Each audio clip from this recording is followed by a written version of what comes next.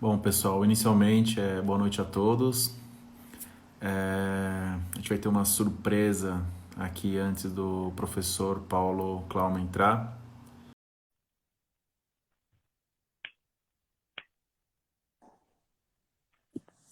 Fala, Robson. Boa noite, tudo bem? Fala, Bicho, beleza? Tranquilo? Beleza, tranquilo.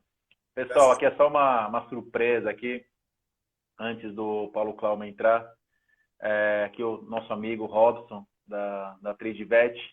Acho que muitos aqui da Tridivet, da Oncovet, muitos aqui já estão sabendo da ação solidária, também se propagando, ainda bem, por causa da Covid. Então ele vai falar um pouco do projeto que ele tem e também dessa ação dele.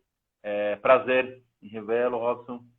prazer é meu Tamo estar aqui aí. com você, esse espaço aí, tentar ver se a gente consegue mais gente para poder estar ajudando nessa ação aí. Vamos conseguir sim. Vamos lá, então. Vamos lá, Bom, que você manda.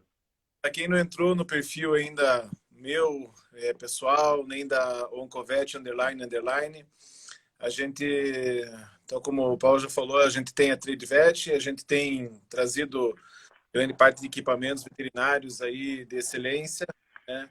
A gente cada vez mais evolui com a medicina veterinária, né? Um tempo atrás, aí, na verdade, em agosto do ano passado, a gente fez contato com uma empresa da China chamada RWD, a qual comercializa produtos de anestesia para a área veterinária. Hoje eles estão praticamente no mundo inteiro. Depois eu deixo também a página deles no Facebook. Eles têm feito várias ações.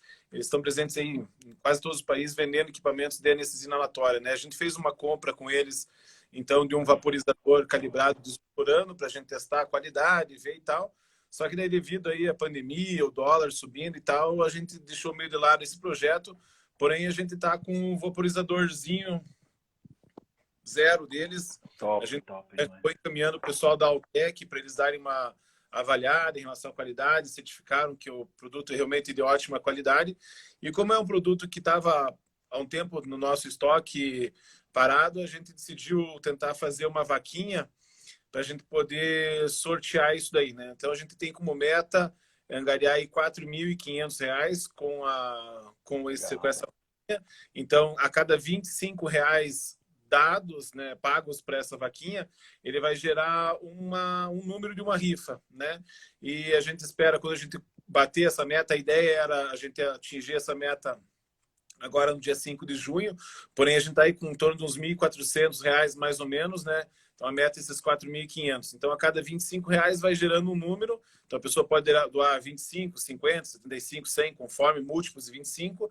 E daí a gente vai gerando números e daí a gente vai fazer uma live daí fazendo um sorteio daqueles random, né? Então bota ali o número, ele faz um sorteio aleatório, né? Então eu vou deixar o link também, o link do Vaquinha aqui nos comentários. Eu vou deixar também meu WhatsApp pessoal. Então, quem tiver o interesse aí, pode pegar e já entrar no Vaquinha lá e dar múltiplos de 25. E a gente vai receber no e-mail das pessoas que vão doando e a gente vai botando uma planilhazinha do Excel. Então, não é charlatanismo, não é pegadinha do malandro. Então, a gente vai Claro. live mesmo e a gente vai, desses R$ 4.500, a gente vai doar 30% desse valor, então em torno de R$ 1.500, para a Muito produção bom. de shields, né, para entidades de áreas da saúde, para a ação aí do Covid-19. Então é isso aí, tá aqui o bichão, Perfeito. zero bala, produção dele aqui, ó, isso aparece aqui, agosto de Sim. 2019, que ele foi produzido, então, putz, é zero bala. Então isso aí é o que Bala. surpreende muita gente, né, ó. Então, eu vou deixar o link da RWD também e vou deixar daí o link da vaquinha nos comentários. Então, quem tiver interesse, e vou deixar meu celular aí também. Então, quem quiser entrar em contato, ou quem quiser mandar mensagem, eu vou deixar também o, o link da Oncovet no nosso do Instagram. E é isso aí, né? Quem quiser ajudar, Ótimo. estamos aí, beleza? Muito bom, Valeu. muito bom. Brigadão, brigadão, Robson. Prazer e vamos que vamos, cara. Vamos atingir isso aí o mais rápido possível. A gente faz o sorteio posteriormente. E aí, chegou o aquecedor aí para você?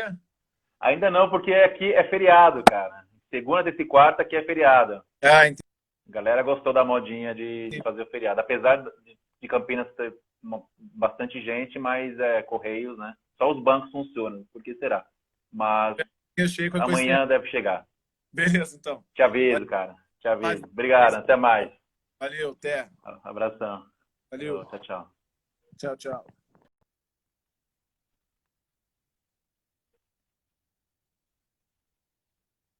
Beleza, agora vamos chamar o nosso palestrante, Paulão.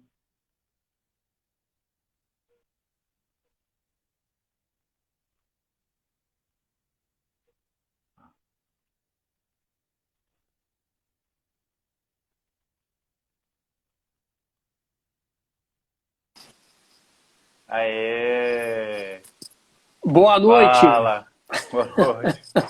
Fala, professor! Até que enfim, cara! Olha, vai chover, canivete. Desencantou, hein? Por isso que tá esse frio do caramba aqui, tá louco. Certeza, cara. Tô com malha peruana aqui.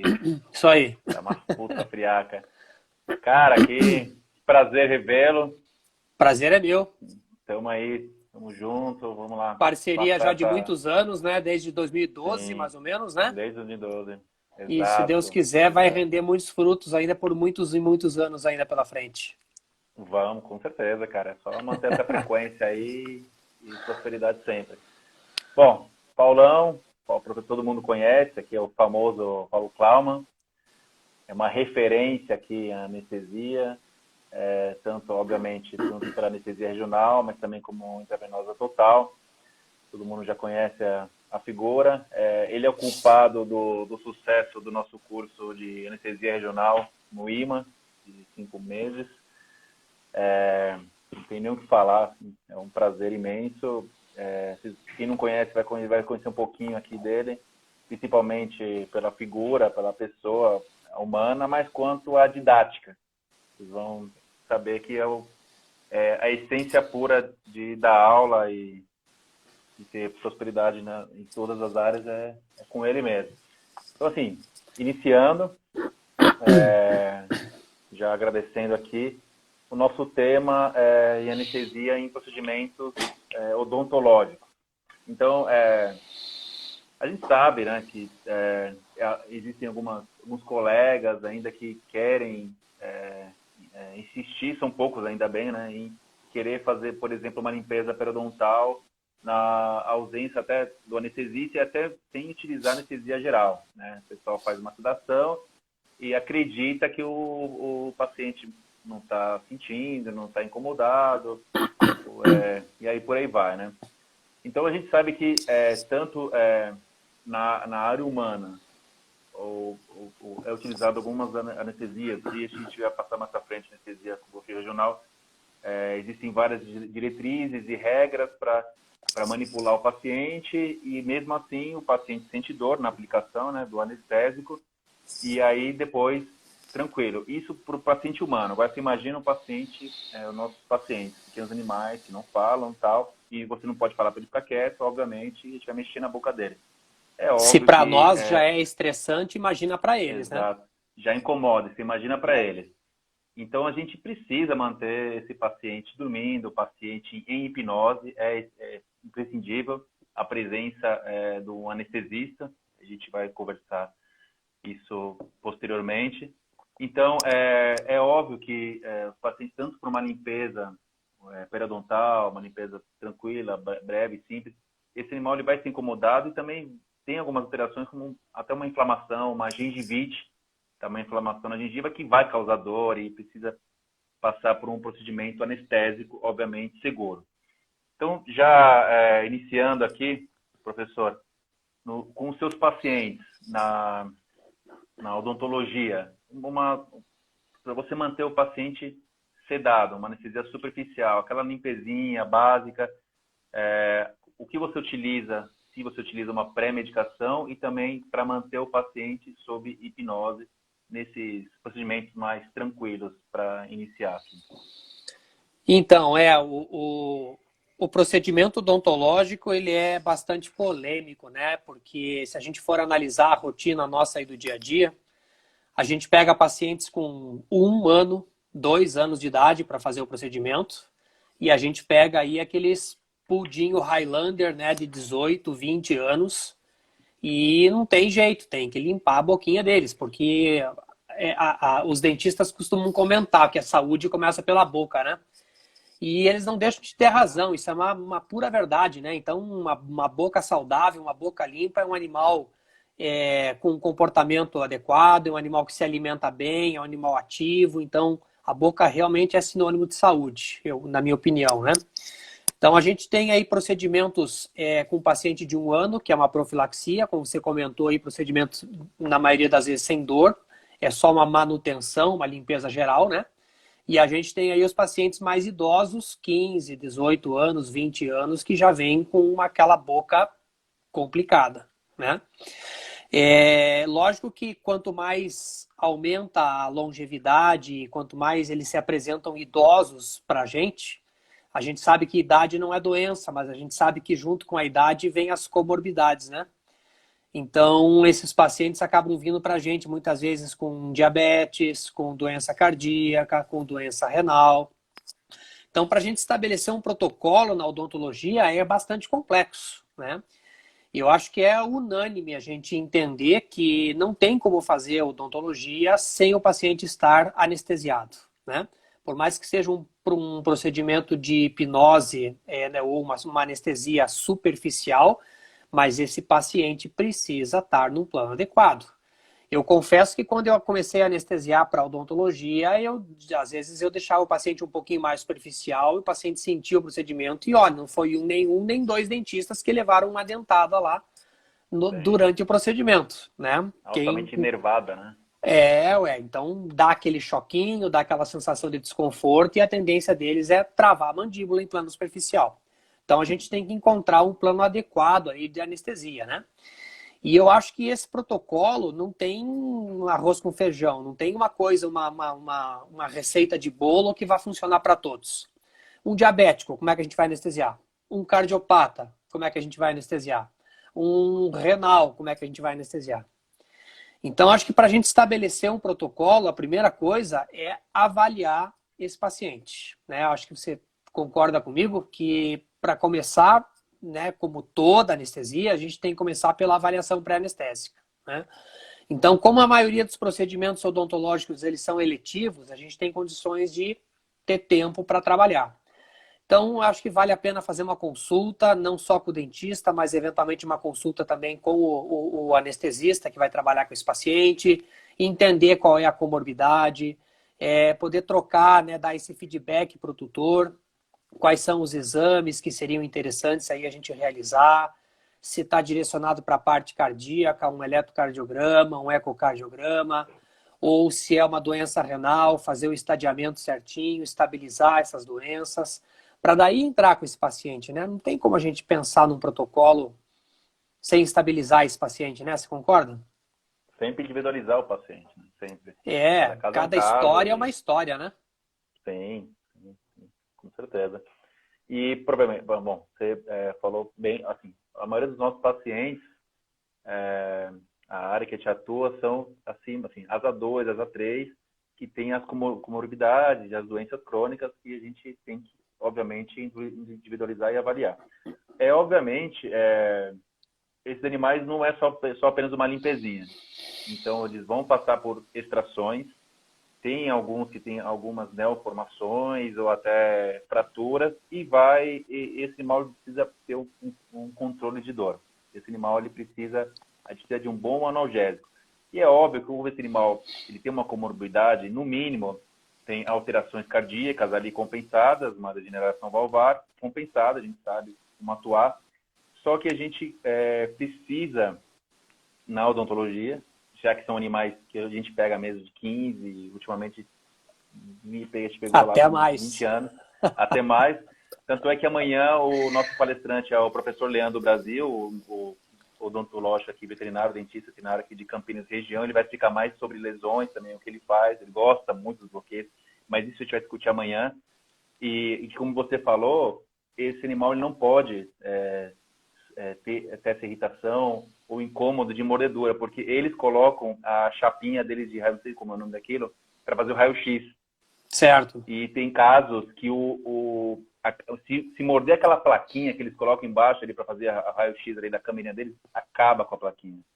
Então, é óbvio que precisa manter uma boa hipnose e, voltando, o controle de dor adequado. Então, a gente sabe que existe uma ótima ferramenta que você sabe muito bem, referência aqui, né?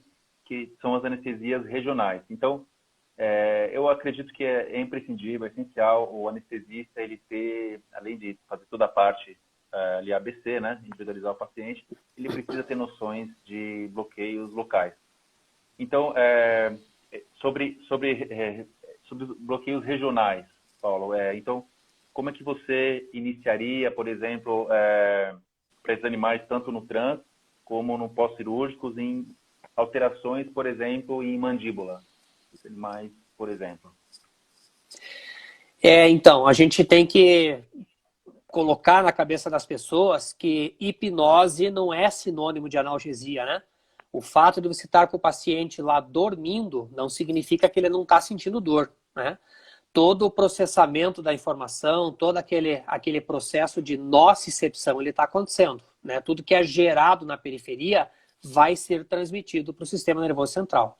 Então, se a gente puder ter uma ferramenta que auxilie, né, enquanto o paciente está em sono, está dormindo, se a gente tiver uma ferramenta que auxilie a bloquear a transmissão dessa informação, obviamente que o sistema nervoso central vai perceber menos informação, né?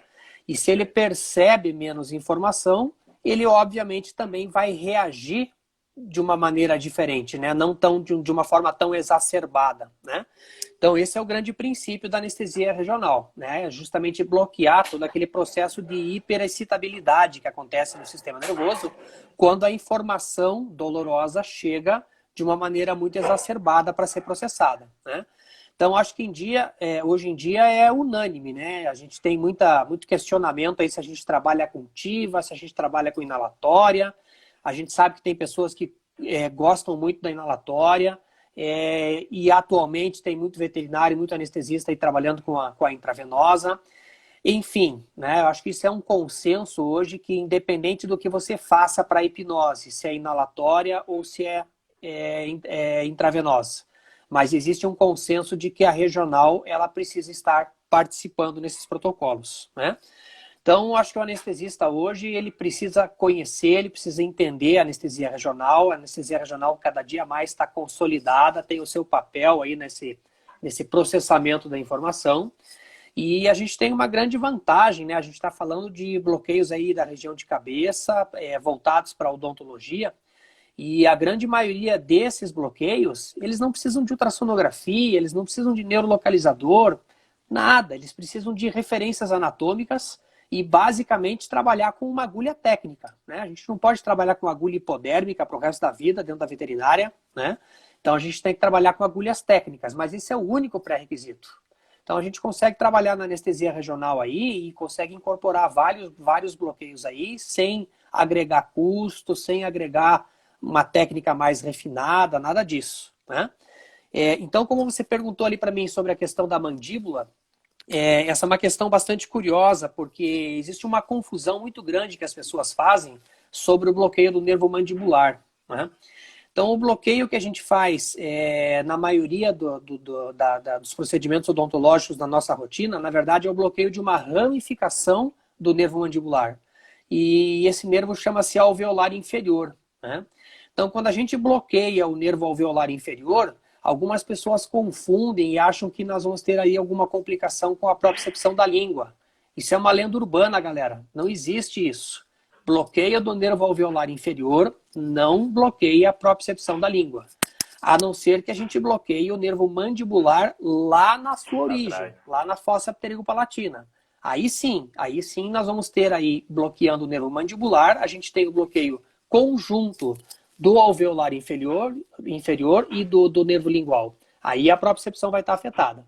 Mas bloqueando o alveolar inferior ali, até por uma abordagem intraoral, como o dentista faz na gente, seres humanos, né? A gente não corre o menor risco, é um bloqueio simples de ser realizado e assim com uma perspectiva de sucesso bastante grande, né? Então dá pra gente fazer essa abordagem aí tranquilo.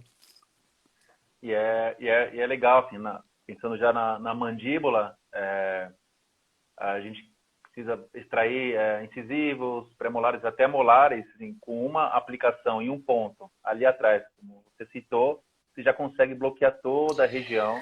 Exatamente, porque o que acontece? Quando o dentista vai fazer aquela avaliação pré-cirúrgica, né, pré-procedimento, ele vai avaliar o procedimento, a boca do paciente, e nem sempre o paciente é colaborativo para fazer essa avaliação mais criteriosa. E a gente tem que ter em mente que o dente ele tem pelo menos 4 faces, né? 4 ou 5 faces, talvez, né? Lateral, sei lá, eles têm uma nomenclatura lá deles que eles utilizam. E muitas vezes o dentista, nessa avaliação pré, ele não consegue determinar exatamente qual que é o grau de gengivite, enfim, né? Se existe raiz comprometida, vai ter que fazer raio-x no trans. E muitas das decisões operatórias, elas são tomadas no transoperatório. Não existe um planejamento como existe na ortopedia, como existe na cirurgia abdominal, enfim, né? Então, o dentista ele tem uma situação realmente que a gente tem que pensar pelo lado deles, né? Puxa vida, aí é complexo trabalhar com boca, né? Então, essas decisões tomadas ali no transoperatório, nós precisamos de um bloqueio que muitas vezes contemple toda a extensão daquele lado que a gente vai trabalhar.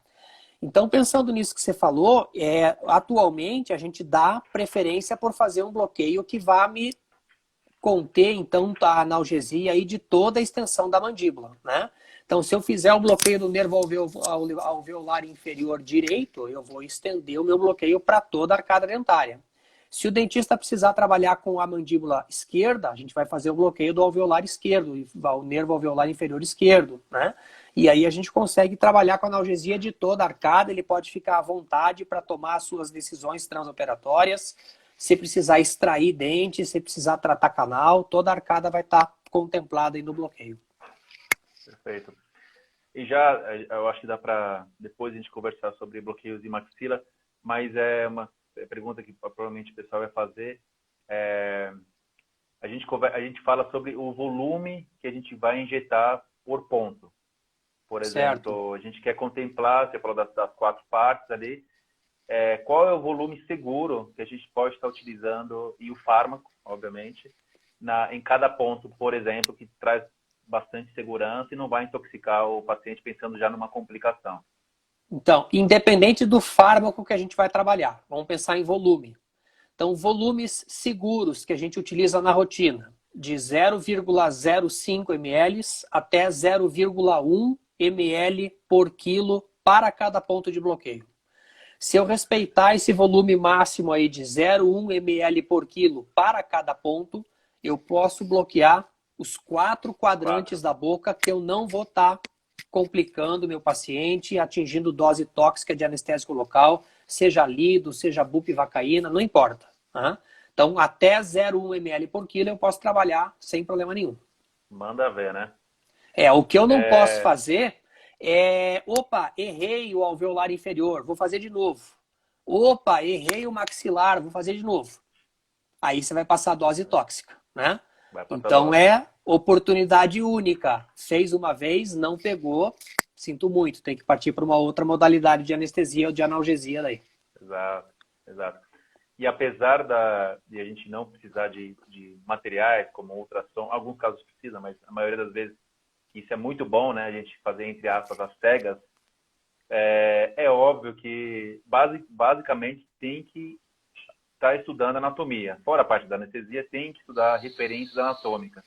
E a gente sabe que tem aquele forame, né? Aquele forame mandibular que a gente palpa, em alguns pacientes é mais difícil, e no começo eu já furei muito meu dedo ali para ficar palpando, mas tem que ter essa sensibilidade, né? Apesar de não ter neuro ou ultrassom, para estar chegando perto ali onde passa essa inervação mandibular. Então, a gente está conversando aqui, mas tem que, como todas as matérias, tem que ter a prática, né? Tem que começar a manipular, tem que ir sentindo aos poucos, em cada anestesia você vai sentindo ali o forame, vai observando a dentição.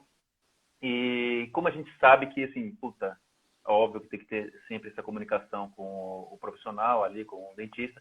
Não, aqui pegou, aqui não pegou. Pelo mecanismo simpático ou alguma outra alteração, ou se você fizer certinho ali com a prática ali, sentindo o forame, a porcentagem de acerto? Então, essa questão é bastante interessante, porque essa palpação desse forame alveolar inferior ali, animais com menos de 10 quilos, é muito difícil a gente conseguir, né? Então, basicamente, é referência anatômica e mais ou menos nessa região. Por isso, a importância do volume, né? Apesar de terem alguns autores, alguns professores de recomendarem aí, porque como é um nervo periférico muito delicado, 0,05 ml por quilo é suficiente para bloquear. Eu concordo que é suficiente para bloquear. Mas a que distância eu realmente estou nele, baseado em referências anatômicas, né? Então, eu acho que no dia a dia a gente tem optado por trabalhar com esse volume teto aí de 0,1 ml por quilo, para justamente oferecer um volume de anestésico local um pouco maior, para que eu tenha realmente garantia de que meu anestésico local vá ter contato com o nervo periférico e vá fazer o bloqueio, né? Porque, como você falou, a gente está por referência anatômica, o estudo da anatomia que eu fiz, né? Então, palpar esses forames realmente é um pouquinho mais complexo, mas a gente tem uma ideia de onde ele está e a gente oferece volume, né? Respeitando a dose para não passar a dose tóxica para o paciente. Perfeito.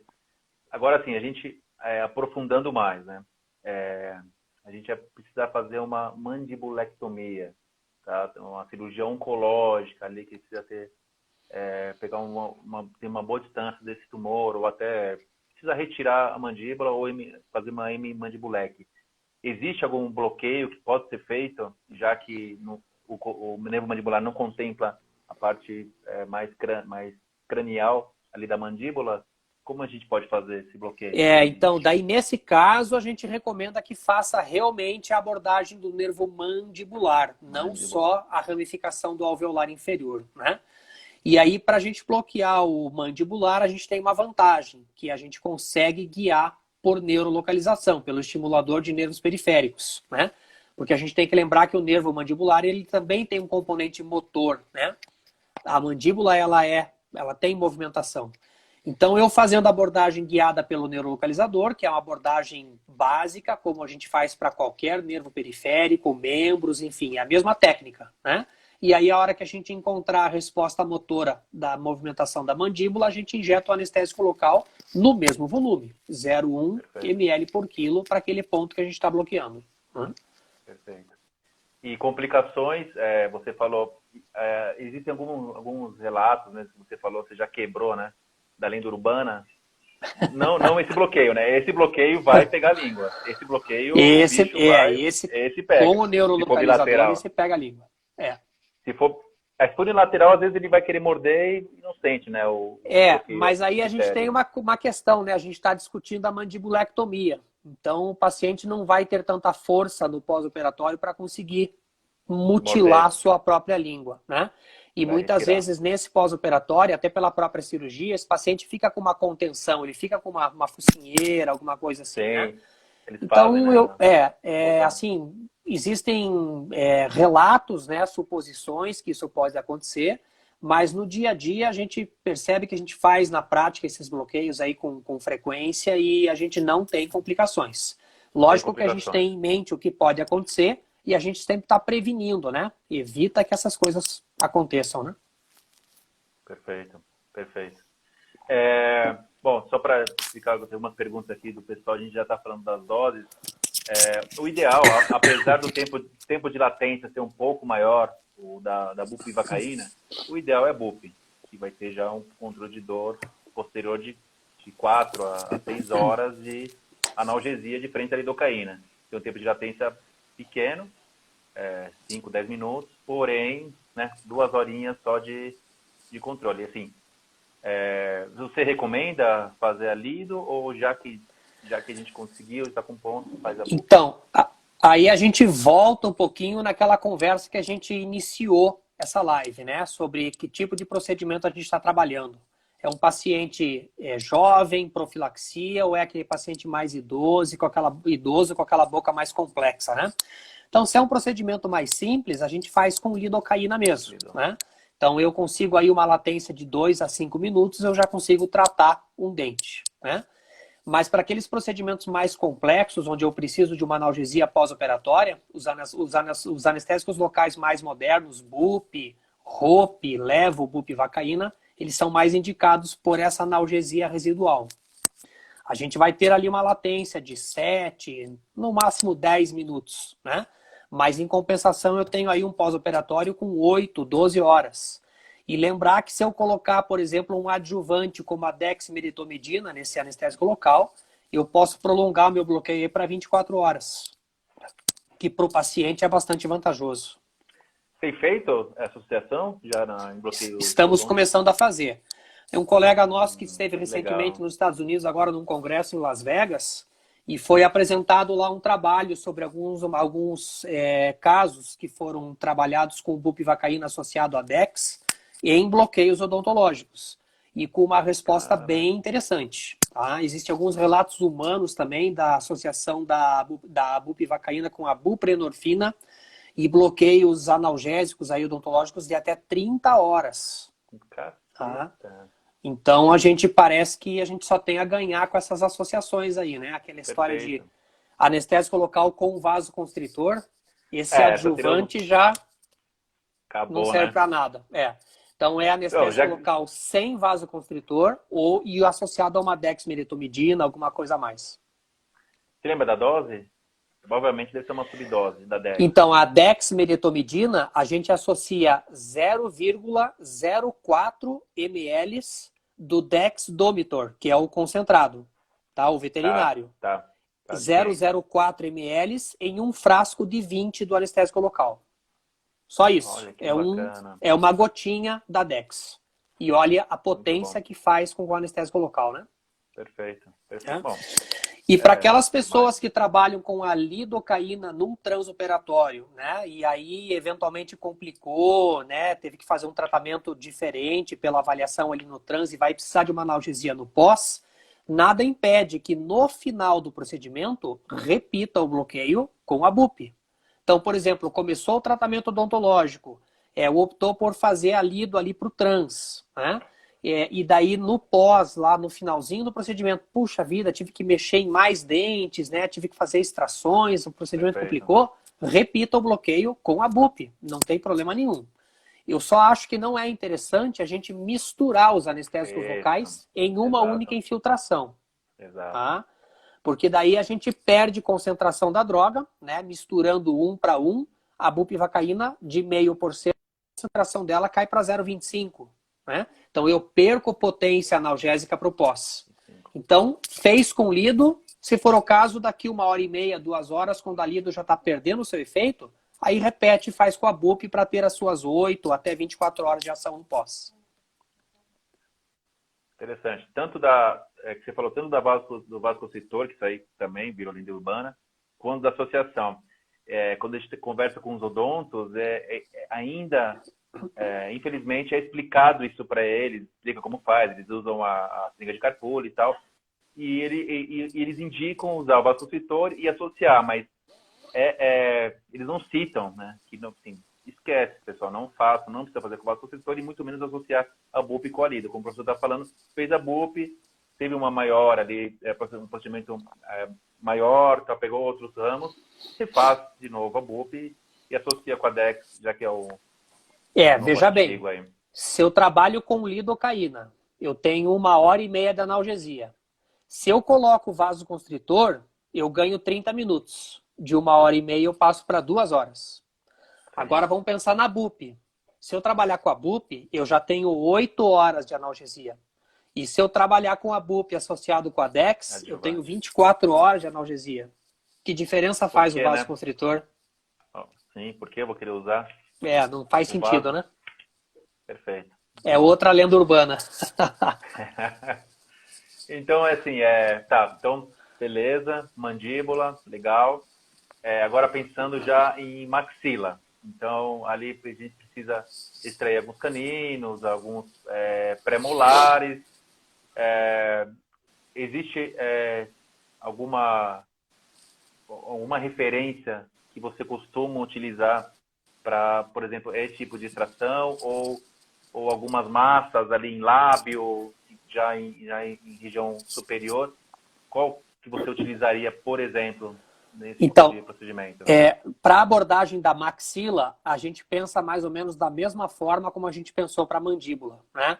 Então, o procedimento está acontecendo, a avaliação do dentista que ele fez lá no consultório nem sempre bate com o que ele está vendo ali no trans, né, operatório, e ele pode tomar decisões ali no trans. Então, às vezes, acontece assim, você faz um bloqueio aqui só para o canino, você bloqueia só para o canino.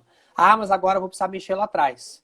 Então, pensando nessa condição, e como a gente tem um volume limite aí de 0,1 ml por quilo para o anestésico local, a gente tem optado por fazer também bloqueio abrangente, para pegar toda a maxila e deixar o dentista à vontade. Ele pode trabalhar com o dente que ele quiser, da forma como ele quiser, inclusive com a extração, que é um procedimento mais agressivo, mais radical, sem comprometer, então, a qualidade da analgesia para o paciente. Então, durante muito tempo, a gente fazia a abordagem da maxila por uma abordagem extraoral percutânea, né? Justamente abaixo daquele arco zigomático, daquele osso zigomático, né? que os cães e os gatos têm aqui na região lateral da face. Mas mais recentemente, nos últimos anos, a gente descobriu uma abordagem que é a passagem de um catéter, que pode ser um catéter venoso, pelo forame informitário, né? Então a gente perfura a gengiva do paciente com o mandril do catéter, com a agulha, lembrando que a agulha não pode correr para o interior do canal ósseo, né? Porque senão ela pode eventualmente causar um trauma em alguma estrutura importante. Então a gente só fixa o catéter, passa a gengiva e depois corre então esse catéter, que é uma estrutura flexível, para o fundo da fossa pterigopalatina.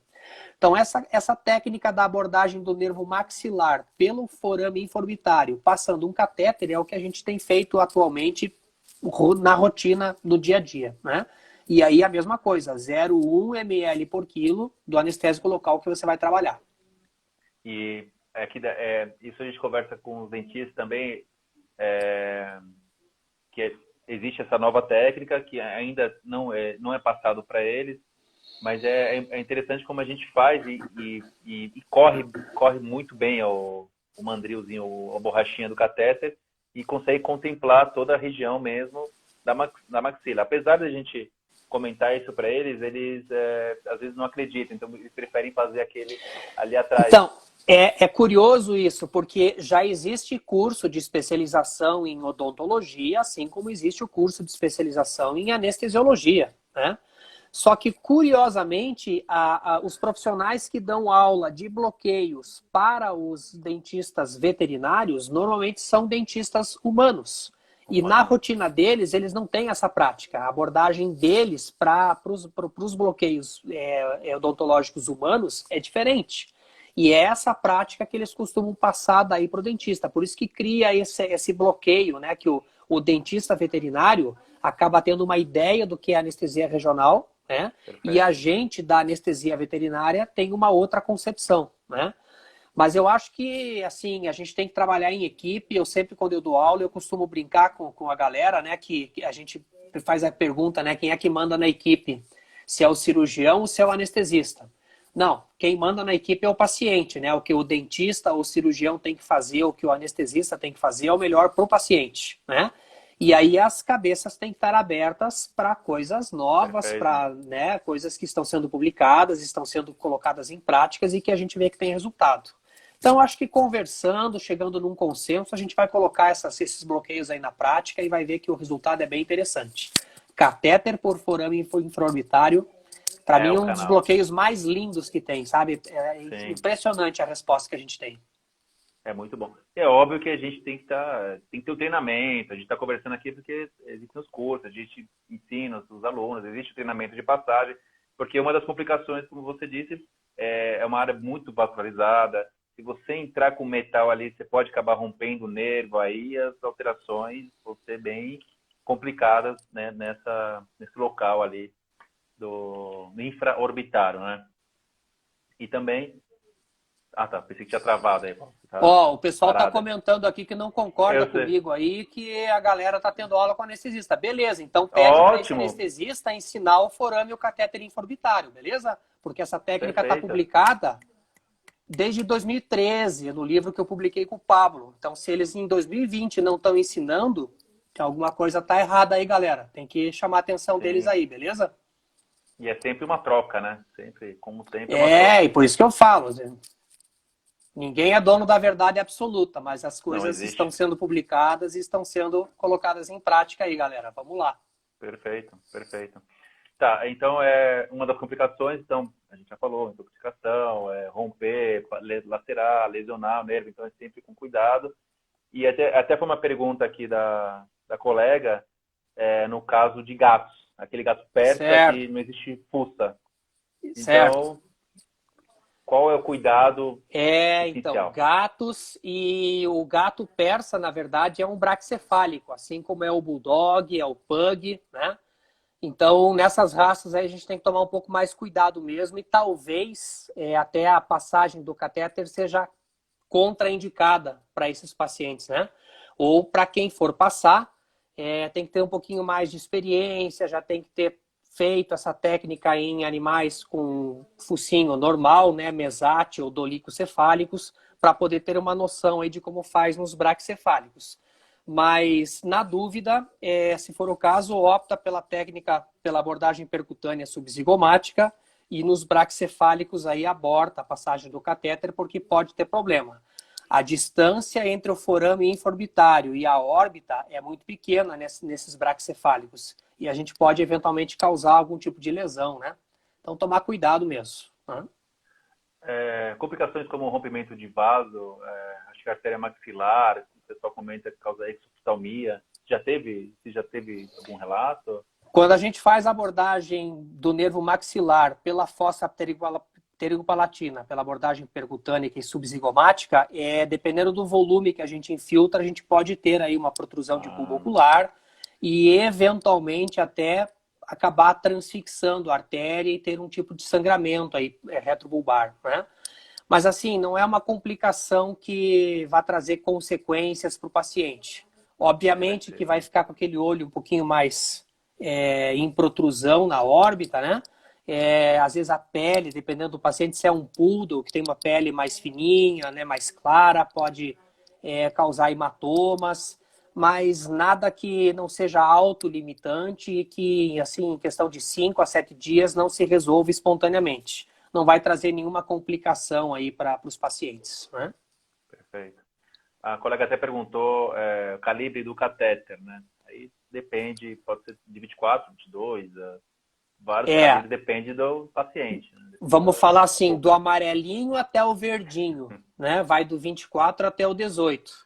Existe uma forma de medir isso, que é a medida aonde a gente palpa o forame inforbitário até o canto lateral da pálpebra. Então, essa distância é que vai determinar qual é o catéter que eu vou utilizar. Aqui na live é um pouquinho difícil da gente, né, fazer pura anatomia. A coreografia aqui, né? Mas nos cursos, nas práticas aí que a gente faz no IMA, aí a gente normalmente dá bastante atenção, enfatiza bastante como fazer essa medida e como passar o catéter de forma segura, sem causar nenhum tipo de problema. Sim, e o treinamento é muito eficaz, né? Em peças de cadáver, dá para correr bem o catéter. Anestesia regional não tem jeito, né, da gente fazer só cursos online, a gente pode fazer a parte teórica aí online, mas a prática ali no dia a dia, vivenciando como a gente faz aí no IMAN, primeiro com cadáveres, depois com animais realmente da rotina. Então, acho que isso daí não tem como substituir, né? Então, é ali na prática mesmo que a gente aprende a fazer esses bloqueios. É mão na massa, né? Mão na massa, exatamente. Então, assim, já pensando em bloqueios, aí o pessoal fala, o que você contempla utilizando, pensando, a gente falou da mandíbula, maxila. Então, o legal é que não é apenas alterações dentárias, ósseas. É legal que eu gosto bastante também, que o pessoal da endoscopia adora, para rinoscopia.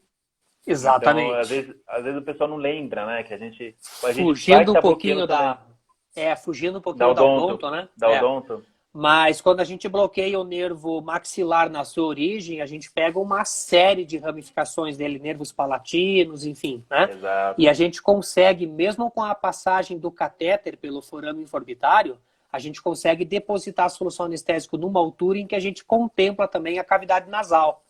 E aí o endoscopista, o rinoscopista, não sei como é que chama, né, essa especialidade, mas ele consegue fazer o exame ali da rinoscopia com o paciente num plano muito tranquilo, muito adequado, né?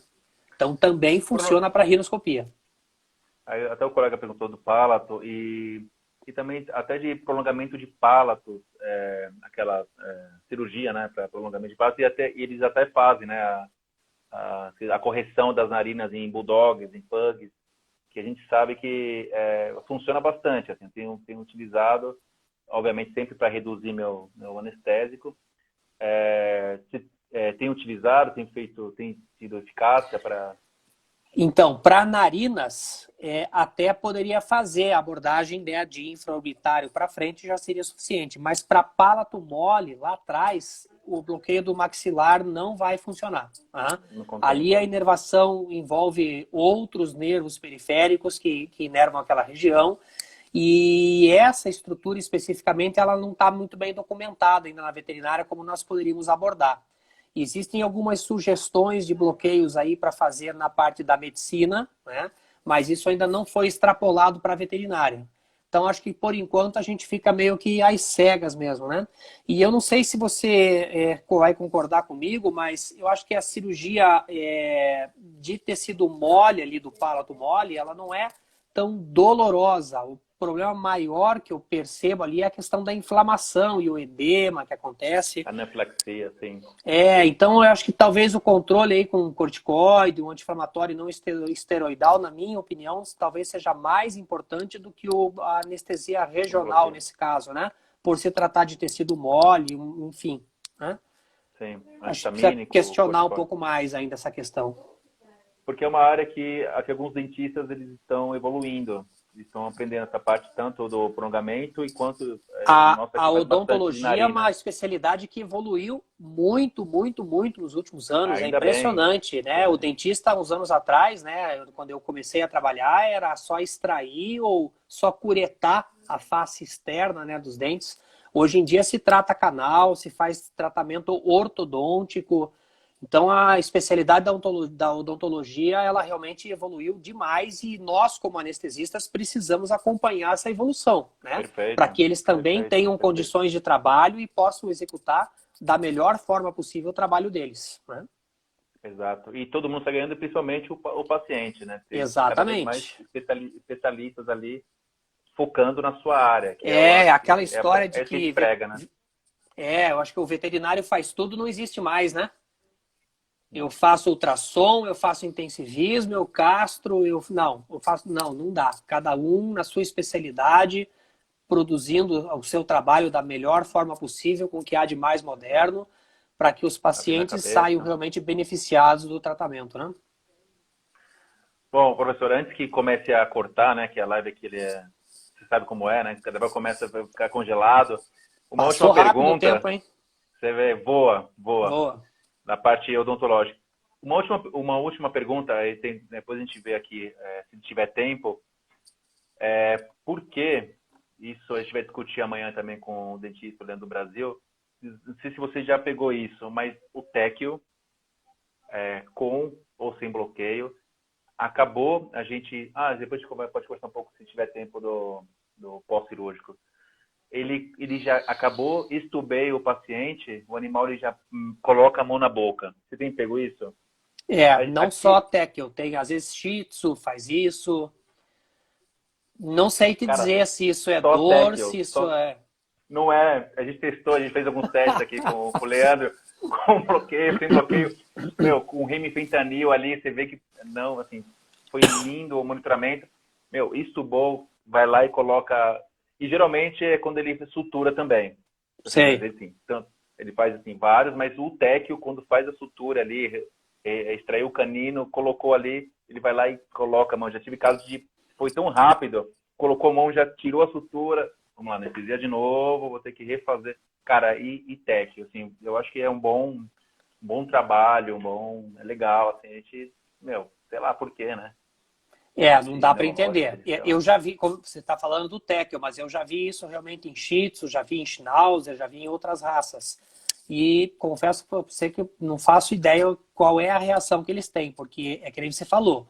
a analgesia transoperatória está sossegada, não tem por que estar incomodando, ou se de repente a analgesia está tão boa que eles estão com aquela sensação de amortecimento ou de formigamento do anestésico local, e aí talvez isso incomode um pouco, não sei. Tem que realmente estudar um pouco mais isso daí para entender o porquê que eles fazem isso, né? Muito louco isso. Muito louco. E também só falando, o que a gente percebe bastante, depois você comenta em como a gente vai, o pós-cirúrgico, manutenção do paciente, mas o que é imprescindível, todo mundo aqui, obviamente, sabe disso, na odonto, são cirurgias de mais de 2 a 3 horas. Então, tomem cuidado na mudança de decúbito. Então, isso.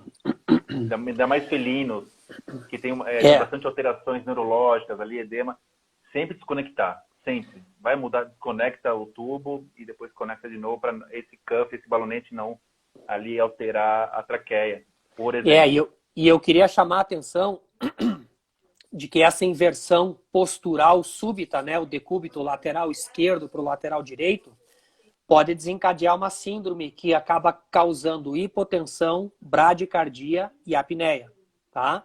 Perfeito. E já não foi nenhum nem 2 casos que nós tivemos na rotina do hospital que eu trabalho, tá?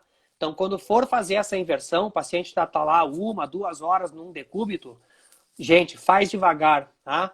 Coloca em dorsal, espera um minutinho, né? Depois termina de inverter o decúbito. Não faça aquela inversão postural súbita que vai dar problema. Já tive um colega que aconteceu isso, no odonto. Passou 2 horas em decúbito lateral, foi rápido lá, parada, infelizmente, o animal veio a óbito. Mas também, a gente observa também como aquele pulmão que está em decúbito, ele não tem tanta expansão, aqueles alvéolos já estão com atelectato, já que a maioria não fazem com ventilação mecânica, utiliza a PIP. Então, é como se estivesse entrando pouco ar, quem faz inalatória entra pouco gás.